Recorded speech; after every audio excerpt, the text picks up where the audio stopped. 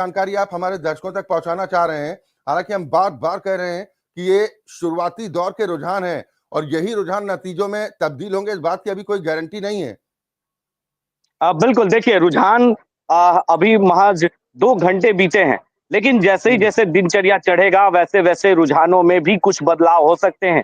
या कभी हुँ, आरजेडी भी आगे हो सकती है, तो कभी कांग्रेस और कभी बीजेपी भी आगे हो सकती है। तो ये रुझान कभी भी ऊपर-नीचे हो सकता है और हो भी रहा है। जिस तरीके से हम 2 घंटे से लगातार नज़रें बनाए हुए हैं और जिस तरीके से ईवीएम का पिटारा खुला है, उस वक़्त से लगातार रुझान में गिरावट कभी अप कभी डाउन हो रहे हैं। तो ये हाँ, चीजें हो रही हैं। अभी दानापुर से जो है रीतलाल आगे चल रहे हैं। थोड़ी देर पहले जो है रामकृपाल यादव आगे थे, लेकिन अब जिस तरीके से रुझान आ रहे हैं, उससे लगता है कि दानापुर जो पटना से सटा हुआ विधानसभा है, उसमें हुँ, दानापुर में रीतलाल आगे चल रहे हैं और आंकड़े जो है वो जादुई आंकड़े जो है वो कहीं न कहीं एनडीए पार करते हुए नज़र आ रही है।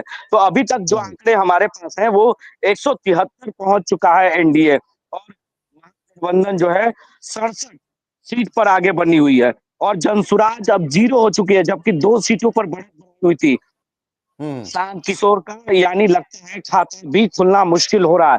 जिस तरीके हाँ, से रुझानें आ रही हैं और ईवीएम का हुँ, पिटारा खुल रहा है, उस तरीके से शांत किशोर 0 अभी तक दिखाई दे रहा है। यानी कल हाँ, जो थोड़ी देर पहले हमारे पास थे अपडेट, उसमें 2 सीट पर आगे थे। लेकिन हुँ, अब वो 0 हो गए। वो आंकड़ा कहीं न कहीं एनडीए में तब्दील होता हुआ दिख रहा है और हुँ, महागठबंधन में। यानी ये आंकड़ा धीरे-धीरे जो है सत्ता के करीब लेता हुआ जा रहा है एनडीए को और पार भी कर चुका है। लेकिन अभी कुछ कहना बहुत जल्दबाजी होगा हम लोगों के लिए।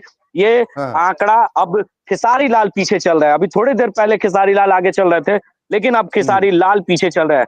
फुलपरास से हुँ, जो शीला कुमारी मंडल हैं, वो पीछे चल रही हैं, जो बिहार सरकार में परिवहन मंत्री है। कई मंत्रियों के जो है भविष्य आज दांव पे लगे हुए हैं। उनका हुँ, ईवीएम से पिटारा खुल रहा है और धीरे-धीरे श्रवण कुमार जो बिहार सरकार में मंत्री हैं, वो आगे चल रहे हैं। तो इस तरीके से आगे-पीछे हो रहा है। श्रेयसी सिंह जो जमुई से हैं, हुँ, जो बीजेपी के विधायक है, वो हुँ। आगे चल रही हैं।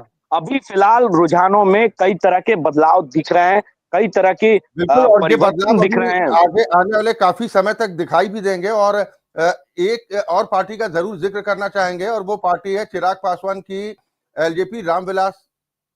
उसकी क्या कुछ स्थिति देखने को मिल रही है, संजय?